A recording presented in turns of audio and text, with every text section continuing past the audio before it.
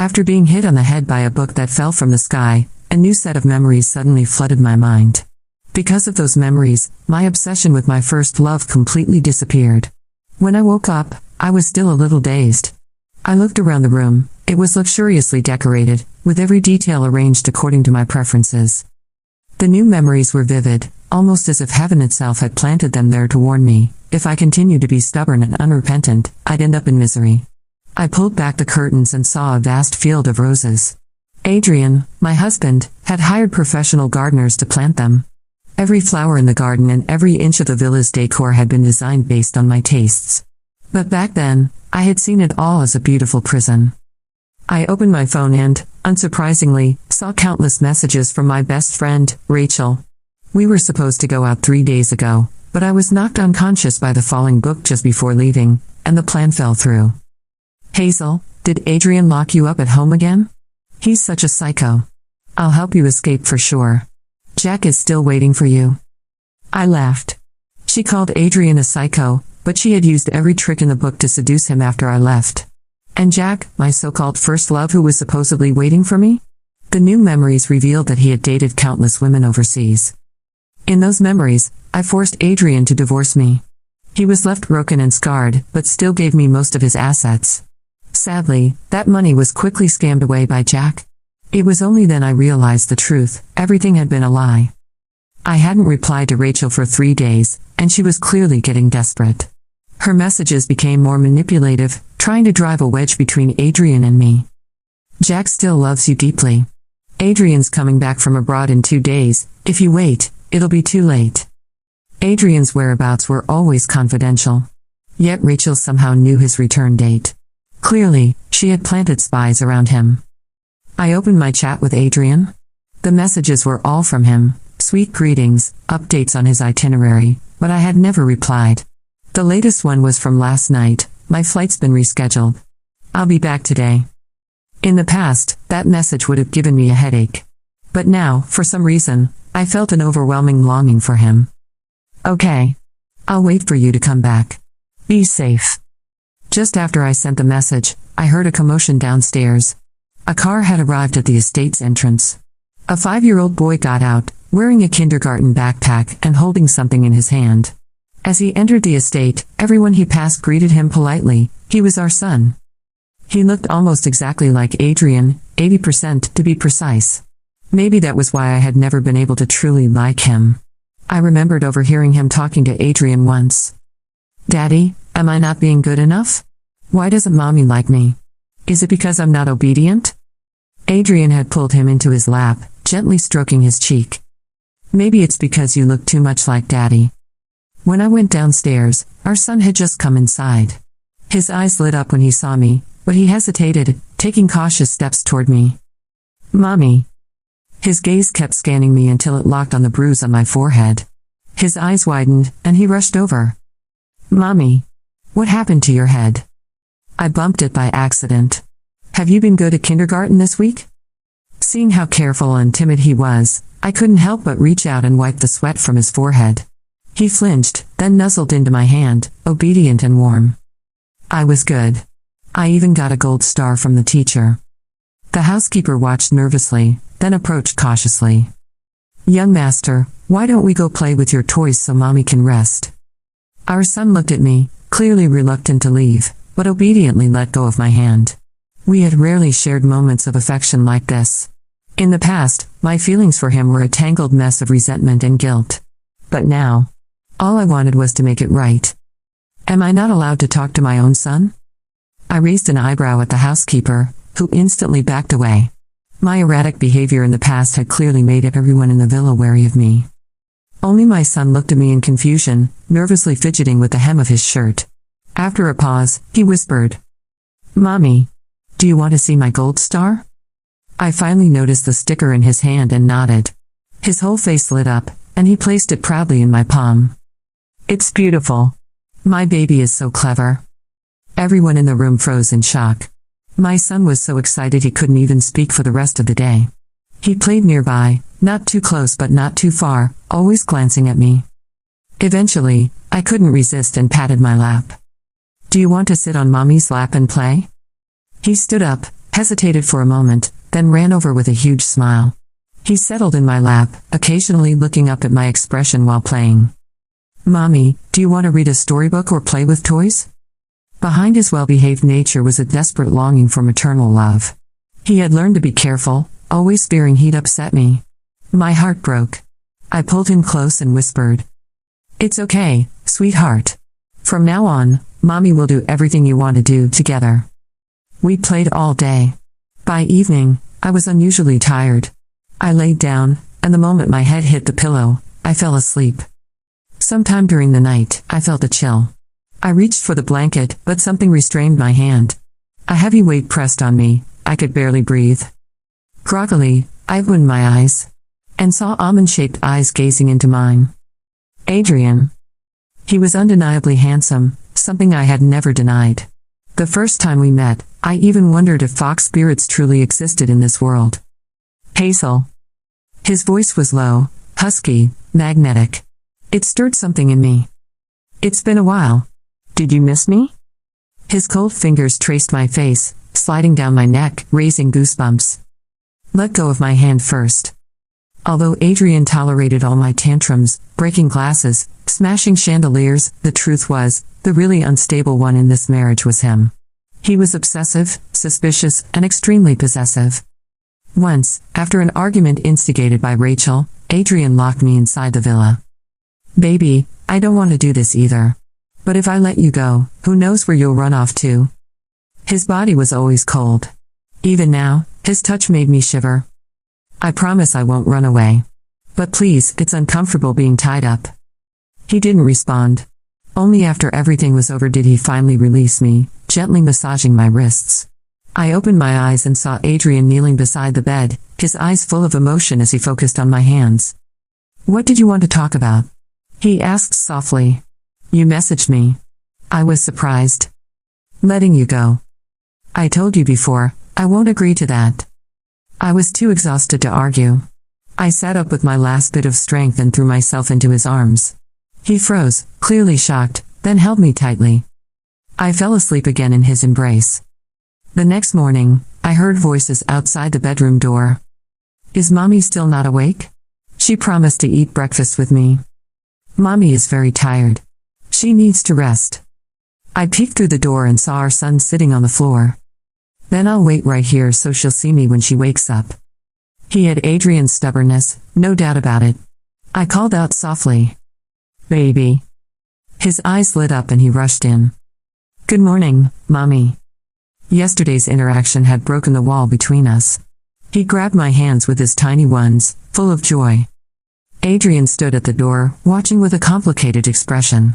He had tried everything to win me over before, even begging on his knees, but I had only grown colder. Now, he simply stood there awkwardly. The best way to handle awkwardness is with directness. I looked at him and smiled. "Good morning, hubby." Adrian, startled, knocked over 2 glasses of water that morning. By the third time, I laughed. "If you don't like me calling you that, I'll stop." "I do like it." He answered faster than I expected. At the breakfast table, the housekeeper brought our meal. As she placed it down, our eyes met, and she immediately looked away. "Mrs. Wood, how long have you been?" "Mrs. Wood, how long have you been working here?" My sudden question made her stiffen for a second, but she quickly recovered. "Almost 4 years, Mom." 4 years? That meant she had witnessed every tantrum, every glass I smashed, every moment I pushed Adrian away and mistreated our son.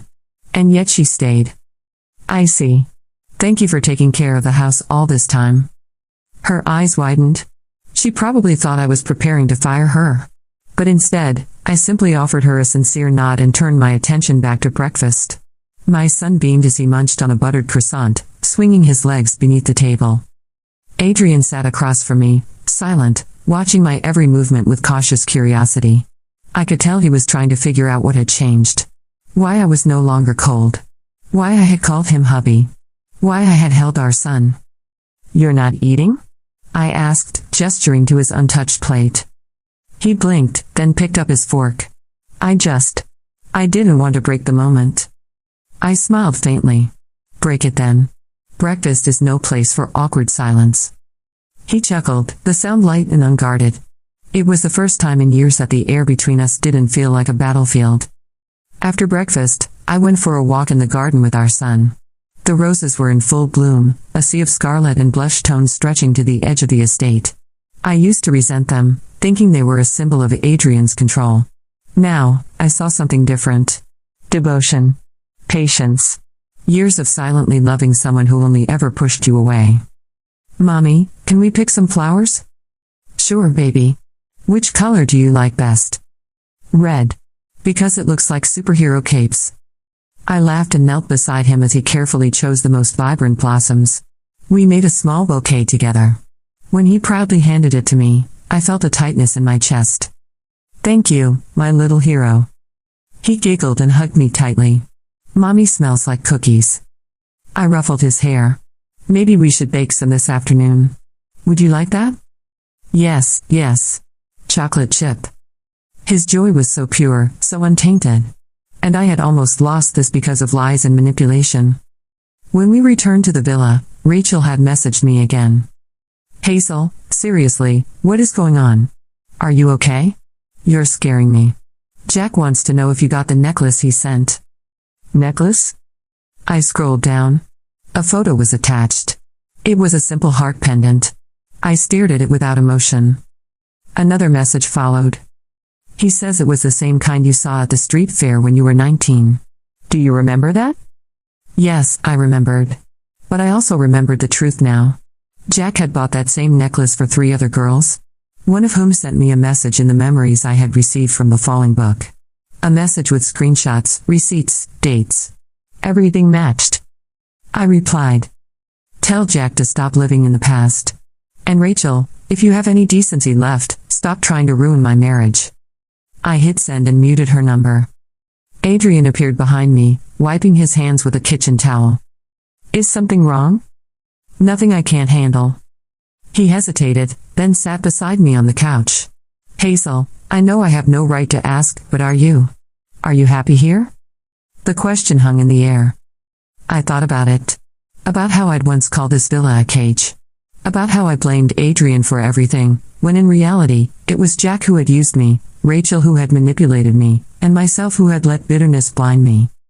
I looked at Adrian. His eyes were clear, waiting without expectation. I'm trying to be. And I think I will be. His hand inched closer on the couch cushion. When our fingers brushed, he froze. I didn't pull away. He slowly intertwined his fingers with mine. That simple gesture made my throat tighten. Thank you, Hazel. For what? For not hating me today. I turned my head to look at him. His expression was heartbreakingly sincere. Adrian, I never really hated you. I just didn't understand you. Or myself. He nodded, lips pressed into a line. That afternoon, I helped our son bake cookies. He got flour everywhere, even on his nose, and I laughed so hard I cried. Adrian took pictures of us, his voice soft as he encouraged our son to smile wider. It was the kind of day I never thought I could have. When evening came, I stood on the balcony watching the sunset. Adrian joined me, handing me a cup of chamomile tea. Do you remember the first time we met? I nodded. Of course. You were standing at the university gate, looking completely out of place in that 3-piece suit. He chuckled. And you asked me if I was lost. And you said, only if you don't help me find what I'm looking for. We both laughed. I was looking for you, Hazel. I just didn't know it yet. The moment stretched between us. Can I show you something? Sure. He led me to the study. On the wall was a huge canvas covered by a white cloth. He pulled it down. It was a painting. Of me. Sitting in the garden, surrounded by roses, sunlight in my hair. Peaceful. Smiling. You painted this? He nodded. Every year, on our anniversary. This one was from last year. I stared at it. I had never looked like that. At least not to myself. But to Adrian, I had. I'm sorry, Adrian. For everything. He stepped closer. You don't have to say that. You were hurting. And I didn't know how to help you. I just didn't want to lose you. I looked into his eyes. You never did. We stood there in silence. Then he reached for me, slowly, giving me every chance to pull away. I didn't. That night, for the first time, we shared a bed not out of habit, not out of control, but out of choice. The next morning, Rachel was at the gate. She demanded to see me. I stepped outside alone. "You look different," she said. "Do I?" "More alive. More smug." I smiled. "I'm just tired of lies, Rachel." I remember everything now. Her eyes narrowed. "What do you mean?" "The book, Rachel. The one you dropped on me. It had everything. The truth. Your manipulations. Jack's lies." She paled. I gave her a warning look. "Leave us alone. I won't say it again." "You think you can threaten me?" "No. I think I can end you, quietly and legally. Stay away from my family." She flinched at the word. "Family." I turned my back and walked away. Inside, Adrian waited, holding a steaming mug in our son's hand. He looked at me like he didn't believe I was real. "Let's go for a drive," I said. He smiled. "Anywhere you want." And for the first time in what felt like forever, I felt like I was exactly where I was meant to be. We drove without a destination in mind.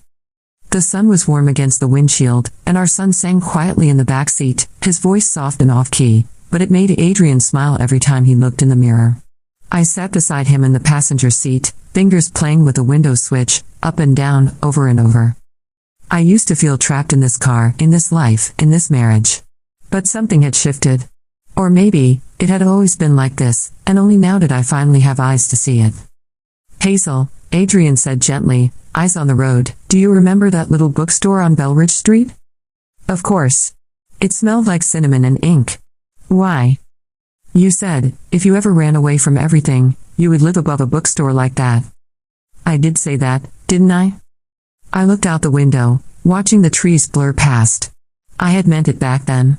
I had craved simplicity so badly, I was willing to burn everything to the ground just to feel something real. But now, I had something real. Right here. We drove for hours, eventually ending up at the very bookstore he mentioned. I gasped softly when I saw it.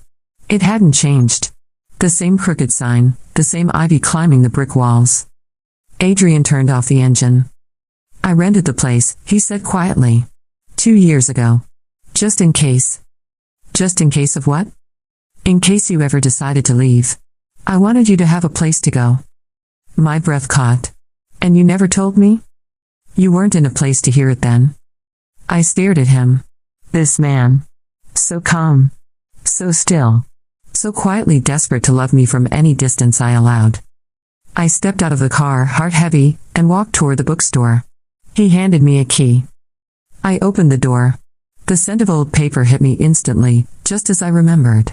The upstairs room had a little bed, a reading nook, and a small kitchenette. It was perfect. "You built me a home I never asked for," I whispered. "Because I knew you needed one," he replied. We didn't speak after that. Not in words.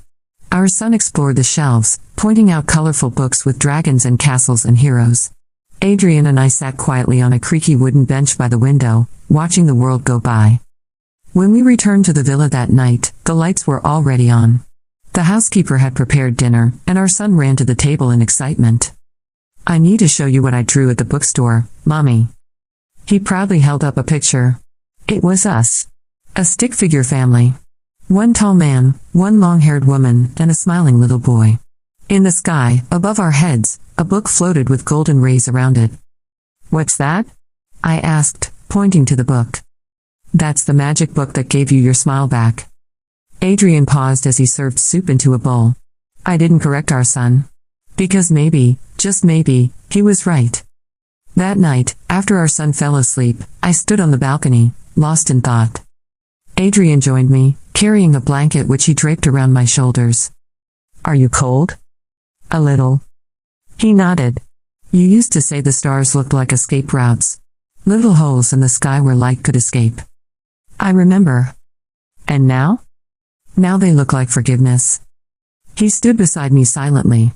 After a long pause, I turned to him. "Why didn't you ever give up on me?" "Because I knew that the Hazel I loved was still in there. Just buried under pain." "And if she never came back?" He looked down, lips pressed together. Then I would have loved you from a distance. Forever, if I had to. My throat tightened. I leaned into his chest. He froze for a moment, then wrapped his arms around me tightly, as if afraid I would vanish again. Adrian, I'm not going anywhere. He didn't reply. He just held me. The next morning, I walked into the kitchen and found a small envelope on the table. My name was written in Adrian's neat handwriting.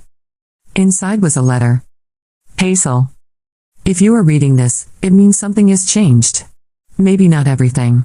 Maybe not enough. But something. I wanted you to know the truth about a few things. I never blamed you for pushing me away. I always understood you were hurting, and I was part of that hurt. Maybe not directly, but enough. I was the man who loved you in silence when you looked elsewhere. I was the man who watched you chase ghosts. And when you stopped running, I wanted to be here. Still. Waiting. Everything I built, everything I did, every rose in the garden, every gold star in our son's hand, it was all for you. For us. But I never knew if it would be enough. I only hoped. Welcome back, Hazel. Adrian. I read it 3 times. Then I folded it and placed it in my drawer like something sacred. Rachel had not messaged again. It seemed she understood now. Or maybe Adrian had made arrangements to silence her influence. Either way, I no longer cared. She had no place in my life anymore. A few days later, we visited the school for a parent-teacher meeting. Our son held both our hands as we walked into the classroom. The teacher smiled warmly. He talks about both of you constantly, she said. Especially Mommy. He says you came back from a dream. In a way, I had. On the drive home, our son fell asleep in the back seat, head tilted, mouth open. Adrian glanced at me. I want us to have more days like this. We will. I promise. At night, I tucked our son into bed. He held onto my fingers tightly. Mommy, will you still be here tomorrow? Yes, baby. I will always be here. Even if the book falls again? I smiled and kissed his forehead. Even then. Adrian stood at the doorway, watching us. Later that night, as we lay in bed, I turned to him. Do you think we can ever be normal? No, he said. But I think we can be better. I laughed softly. That's enough for me. He kissed my forehead and pulled me close. Tomorrow, the world might fall apart again. But tonight, in this small, quiet moment, everything was exactly as it should be. And for the first time in a long time, I closed my eyes and slept without fear, without guilt, and without pain. Just love. The days passed quietly, like water slipping through my fingers. Peaceful. Steady. Fragile.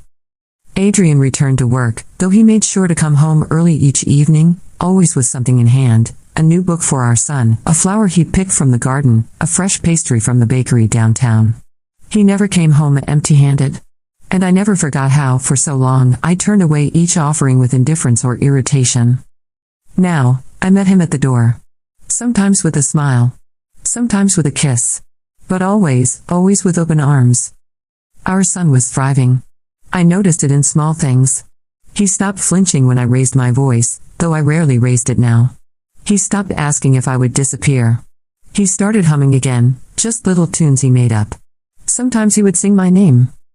Hazel, Hazel, Mommy's home, Mommy's here, Mommy stays. It crushed me every time, and still, I smiled. One afternoon, as I stood on the balcony sipping tea, I noticed the housekeeper speaking with someone by the gate. Her posture was stiff, almost defensive. I squinted, heart pounding when I recognized the woman standing there. Rachel. I set down my cup and made my way downstairs. By the time I reached the door, she had already stepped past the threshold. The housekeeper looked to me for direction, eyes wide with concern. It's all right, I said calmly. I'll handle it. Rachel looked thinner. Tired. Her usual smug confidence had faded. She held a folder in her hands. Hazel, You shouldn't be here. I know. But I came to give you this. She held out the folder. What is it? Proof. Of everything. I didn't move to take it. Everything you saw in those memories? I have the originals. Jack, he lied to both of us. And to others too. There were more women. I helped him steal from you, Hazel. I knew what I was doing. I remained silent. There was nothing she could say to erase what had been done. I was jealous, she whispered. Of you. Of Adrian. Of your life, even when you didn't want it. I thought if I helped Jack, I could have what you threw away. You didn't come for forgiveness. She shook her head. No. I came to surrender. She placed the folder on the entry table and stepped back. Adrian already has a legal team watching you. If this is some stunt. It's not. I'm tired of running. She turned to leave. I stopped her. Rachel. She paused, 1 foot outside the door. Don't ever contact me again. But I hope you find peace. Somewhere far from here. She nodded once, and then she was gone. I picked up the folder and brought it inside. When I opened it, my hands trembled. Bank statements. Messages. Photos. Recordings. Jack's scams, his fake investments, the women he conned, the money trails. And at the center of it, a detailed ledger, exactly how much he had stolen from me, from others, and how Rachel helped facilitate it. I took it to Adrian that evening. He read through it all in silence. When he finished, he looked up at me with something unreadable in his eyes. You want justice? I don't know. I just want closure. Then I'll handle it. Adrian made a few calls. He didn't shout. He didn't even raise an eyebrow. But within 2 days, Jack's accounts were frozen, and Rachel's name was flagged on legal registries. Closure was coming. Quietly. Efficiently. Just like Adrian. One evening, I found a small, dusty photo album in the storage room. Curious, I brought it upstairs. Our son crawled into my lap as I flipped through the pages. Who's that? He asked, pointing to a young woman in a graduation gown. That's me.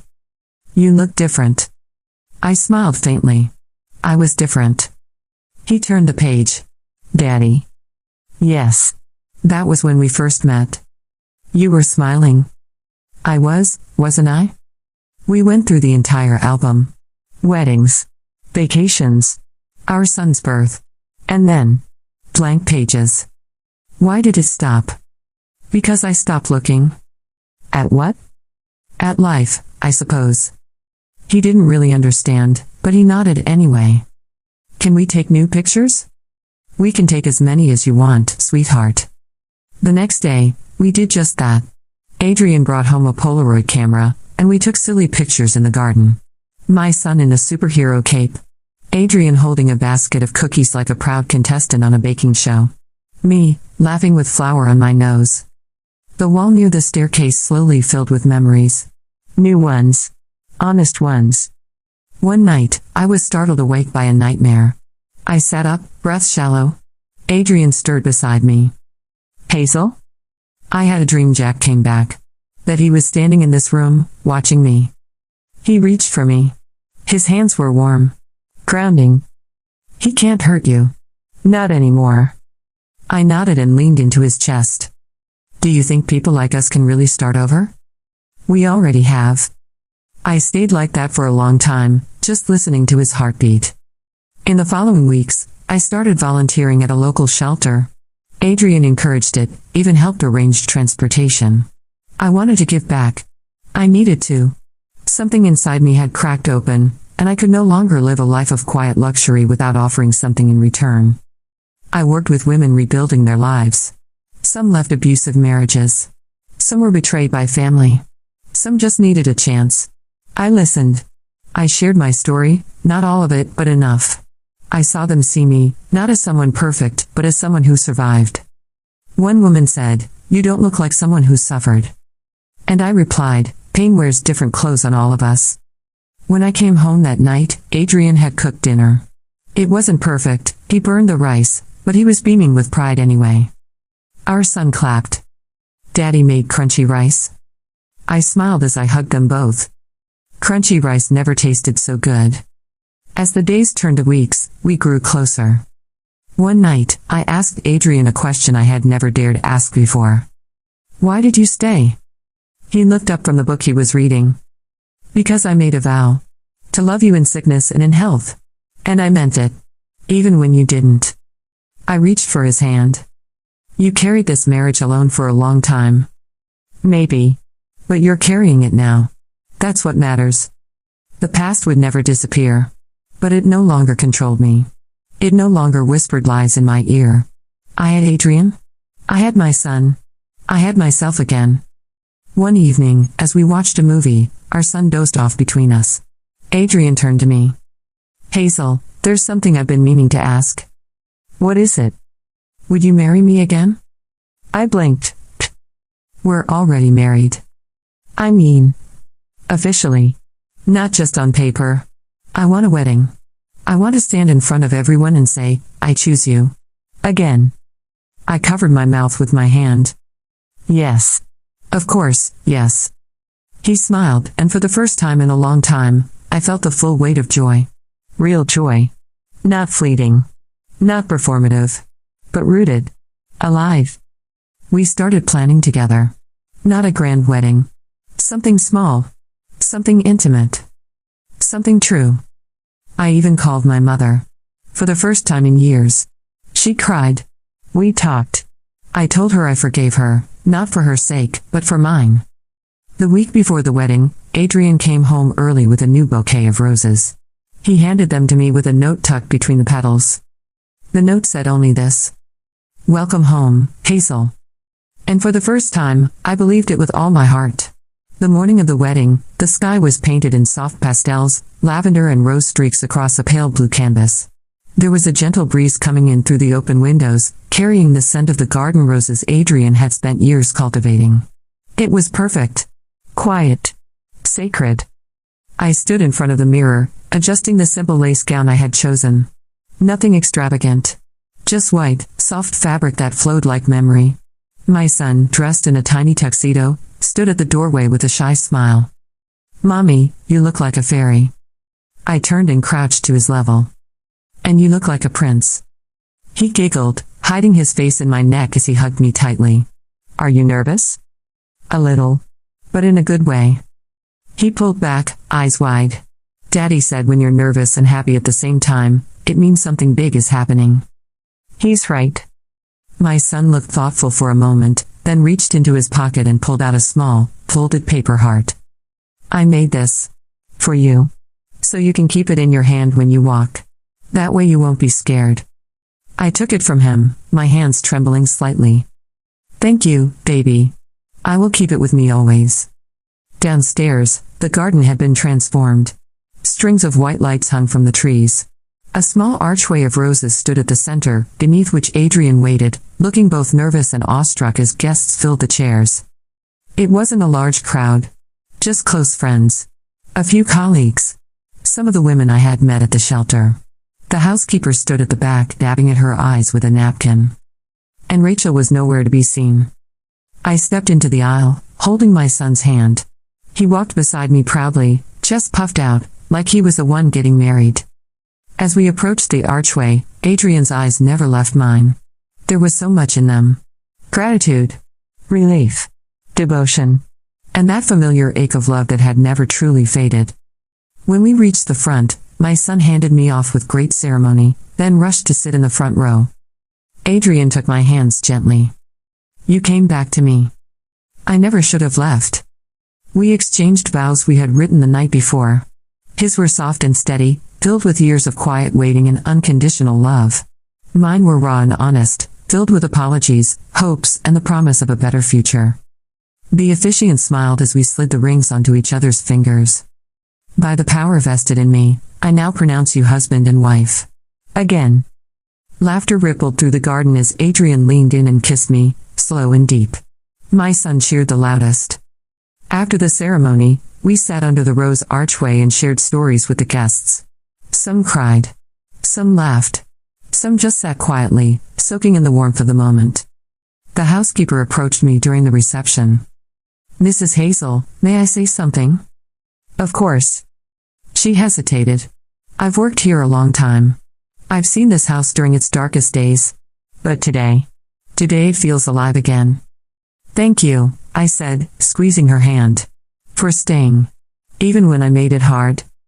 She smiled and returned to the kitchen, where trays of cupcakes and sparkling juice awaited.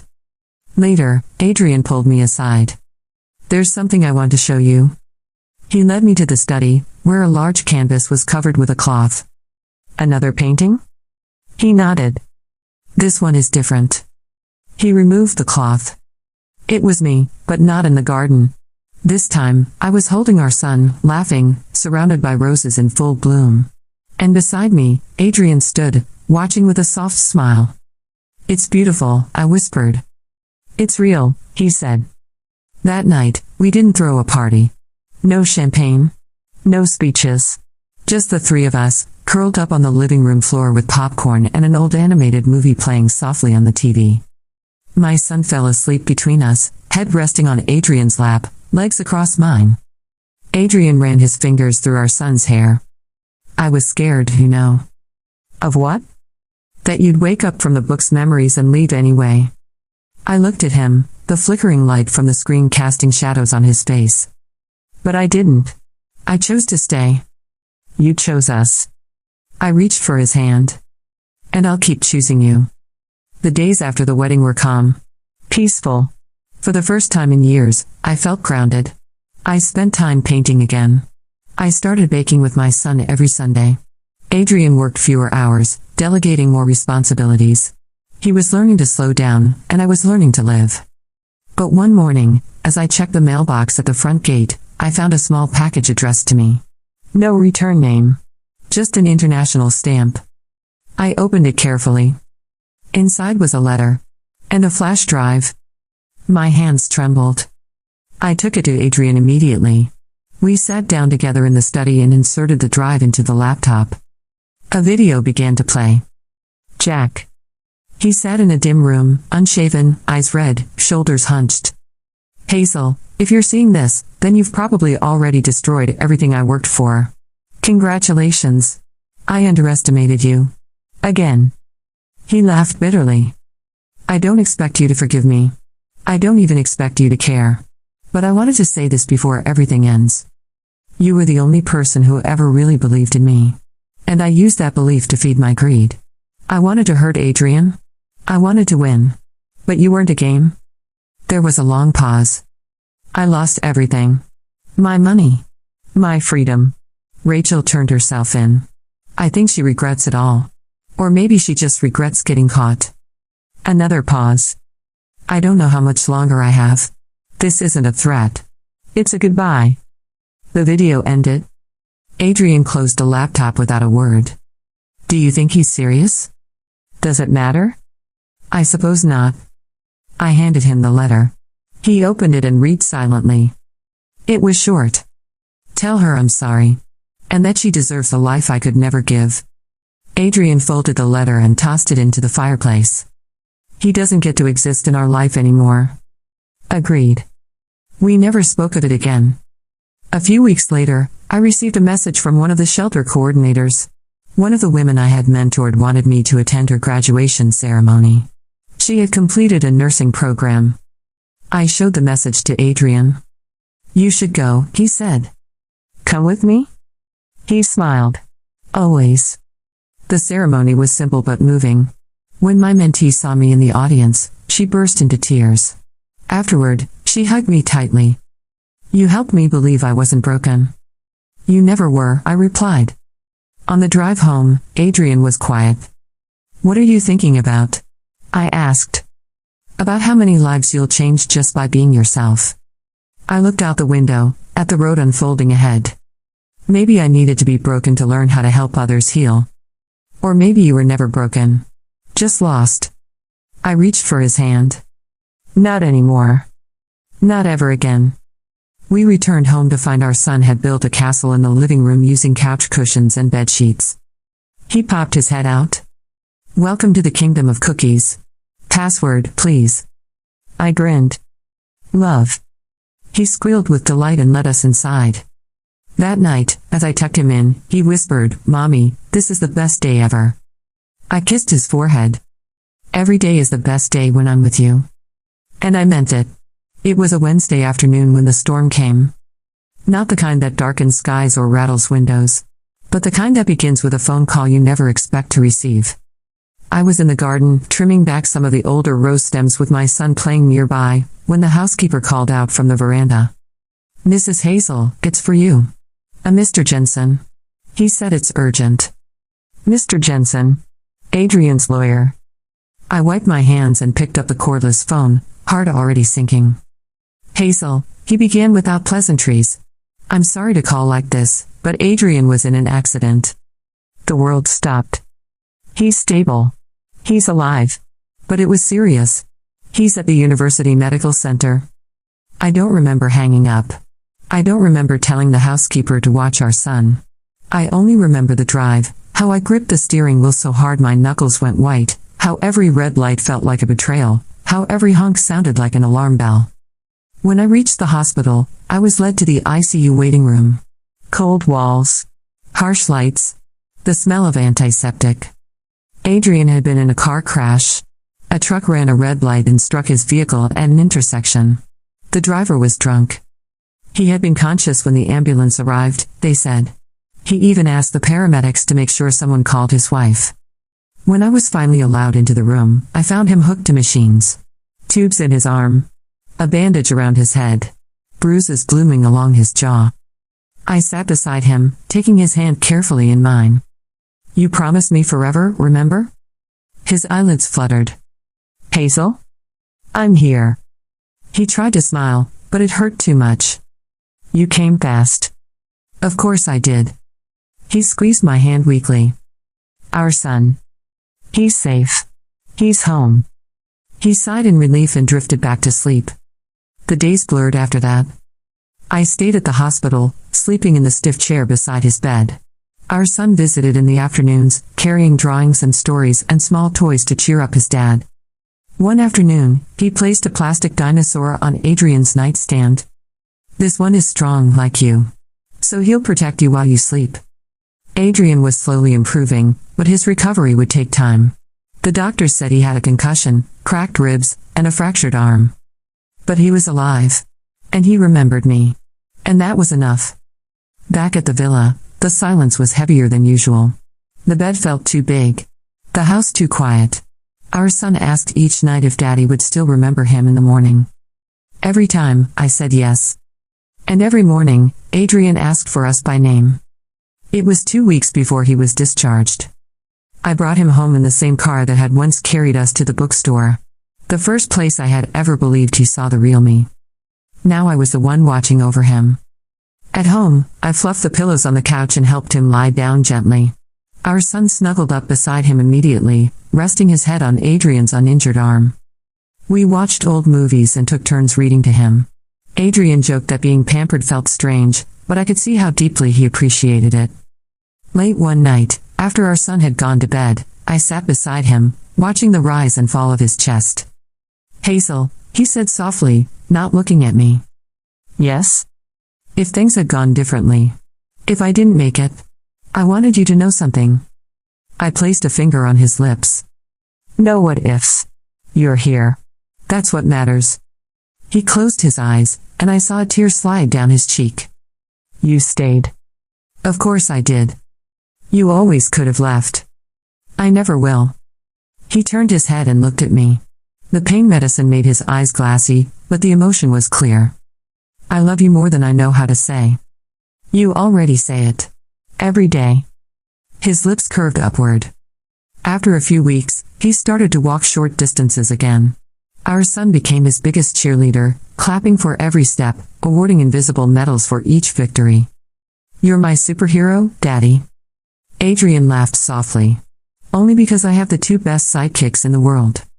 One evening, we sat in the garden again. The roses were in full bloom. I had tea. Adrian had juice. Our son was chasing butterflies. Adrian reached into his pocket and pulled out a small velvet box. "What's that?" "A gift I meant to give you at the wedding. But I forgot." I raised an eyebrow. "You forgot?" He smiled sheepishly. I was nervous. I opened the box. Inside was a thin silver bracelet with a small charm shaped like an open book. "Because everything changed the day the book fell," he said. I slipped it onto my wrist and held his hand tightly. "Thank you." "No, Hazel. Thank you." For staying. For choosing us. For giving me back my family. I leaned into his shoulder, careful of his healing ribs. For the rest of the evening, we sat in silence, watching the sun dip below the trees. That night, as I tucked our son into bed, he asked a question I hadn't expected. Mommy, will we still love each other when I grow up? Of course. Even when I'm big like Daddy? Even then. What about when you and Daddy get old? We'll still love you. Always. He looked relieved, then closed his eyes. I stayed a little longer, brushing his hair back from his forehead. When I returned to our bedroom, Adrian was asleep, one hand resting on my pillow as if waiting for me. I lay beside him, watching the moonlight cast silver stripes across the room. So much had changed. I had changed. And though the scars were still there, on my heart, in my memories, I no longer ran from them. They were part of me. But they no longer defined me. Adrian stirred in his sleep and reached for me. I let him. In the quiet of that room, with the weight of his hand over mine and the sound of our son breathing down the hall, I realized something simple and profound. The happiest endings aren't perfect. They are just real. Spring turned to summer. The days grew longer, golden light filtering through the villa's windows like a quiet blessing. Adrian was almost fully recovered now. He had returned to work part-time, though he still walked with a slight limp when he was tired. Our son was thriving, more talkative, more confident, and undeniably attached to both of us. The three of us had formed something sacred, something solid. A new rhythm. A real family. One morning, as I was watering the roses, I heard a knock at the front gate. The housekeeper opened it, then turned to me with a confused expression. There's a woman here asking for you, Mrs. Hazel. She says she's your aunt. I froze. My mother had cut ties with most of the extended family years ago, and I hadn't spoken to any of them in nearly a decade. I wiped my hands and walked slowly toward the entrance. The woman standing there was older, with gray streaks in her hair and a worried crease between her brows. Hazel? She asked softly. Aunt Marianne? She nodded. I didn't expect you to recognize me. I hadn't. But I remembered her voice. She used to braid my hair when I was little, humming old lullabies. She was the only one who ever defended me when my mother was cruel. What are you doing here? Can I come in? Just for a moment? I hesitated, then nodded. We sat in the garden, surrounded by roses. Adrian came outside for a moment, saw us, and quietly went back in, giving us space. I found out what happened with Jack, she said. And with Rachel. Word spreads fast in our family, especially when there's shame involved.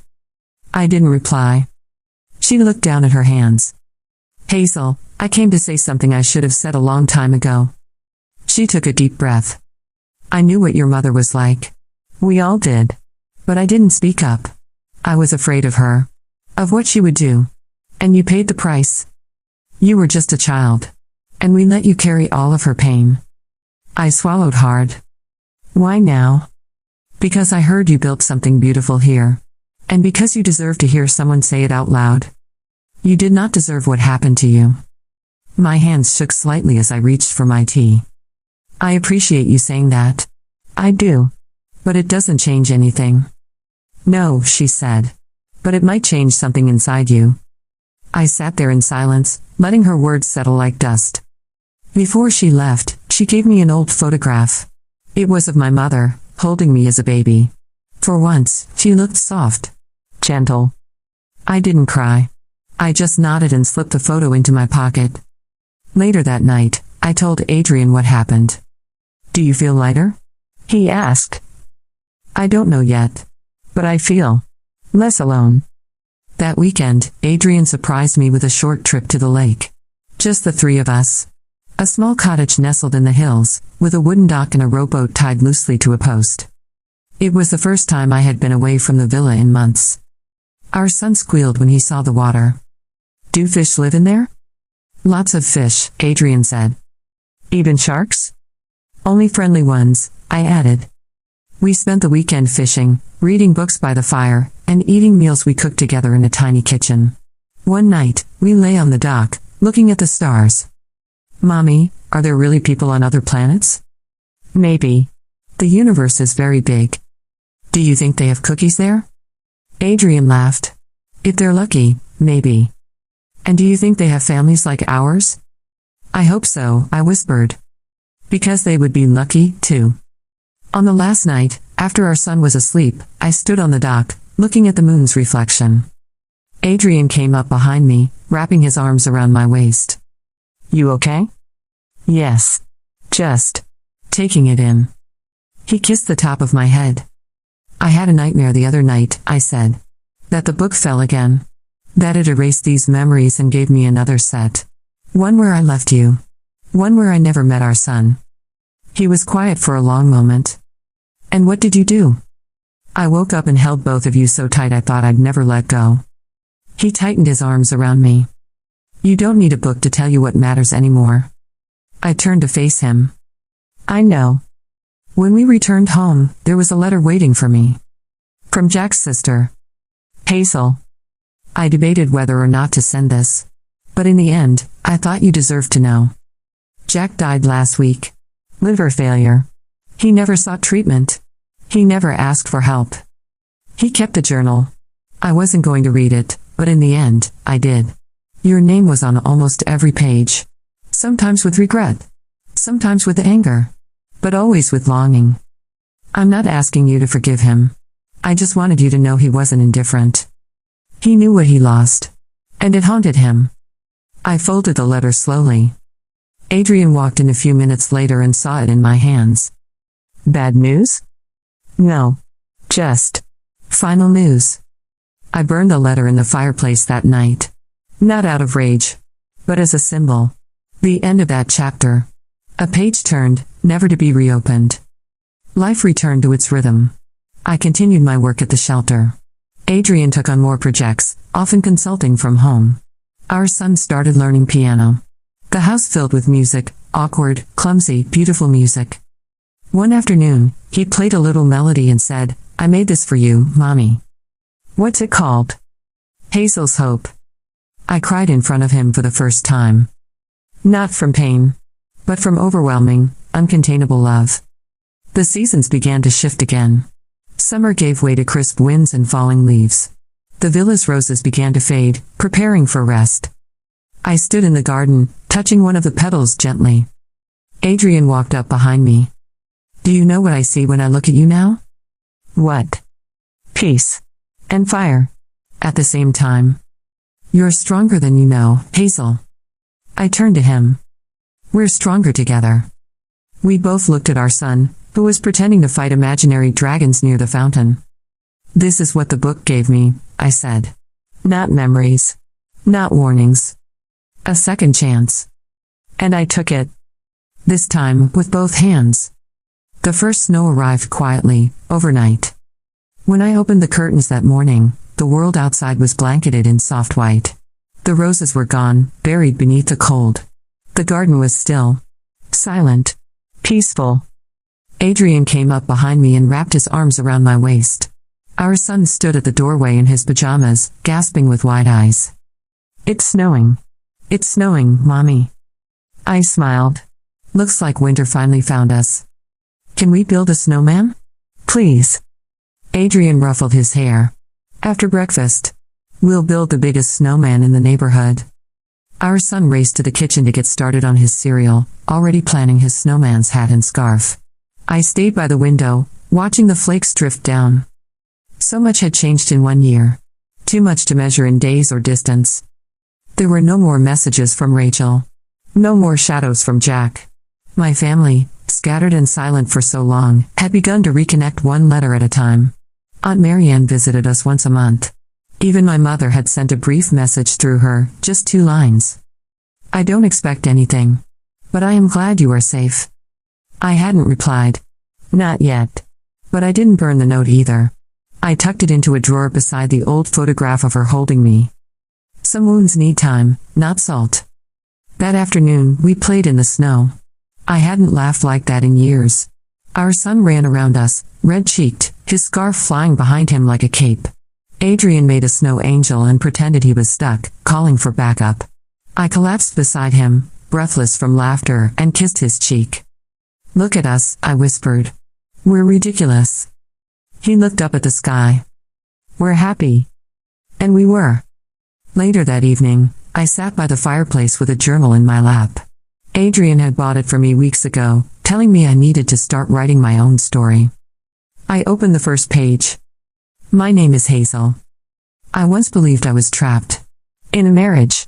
In a house. In a life I never chose. But the truth is, I had built most of those walls myself. It took a falling book, one moment of absurd magic, for me to see the truth I had always refused to face. Adrian was never the prison. My own pain was.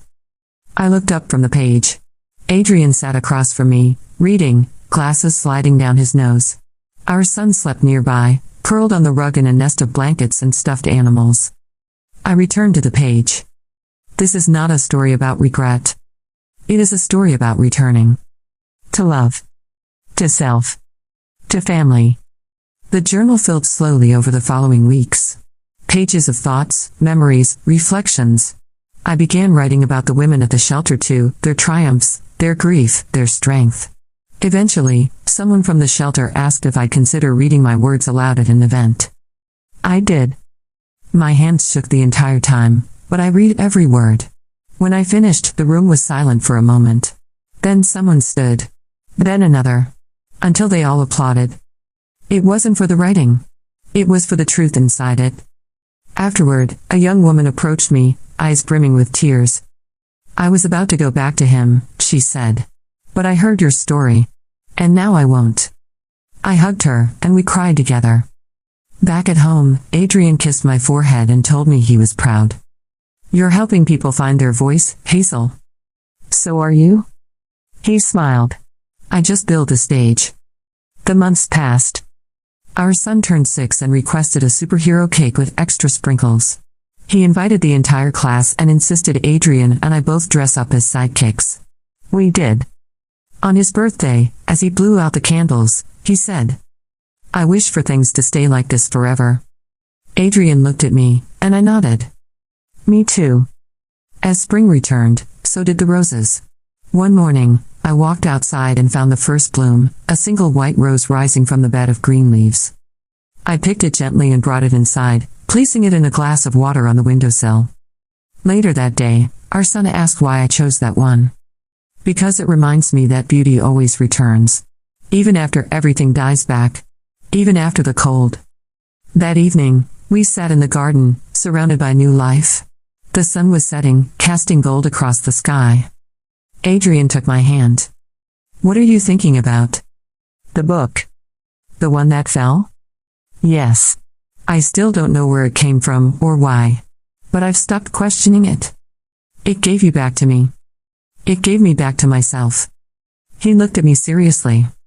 Would you want it to fall again? I paused. No. I wouldn't change anything now. Not a single day. He nodded. Me neither. We stayed there until the stars came out. And in the quiet, with the wind rustling the roses and our son laughing in the distance, I closed my eyes and whispered to the night. Thank you. Thank you for the second chance. Thank you for the storm that shook me awake. Thank you for the man who waited. Thank you for the boy who taught me how to love without fear. Thank you for the life I almost lost. And thank you for the story that was mine all along. Not a fairy tale. But something better. Something true.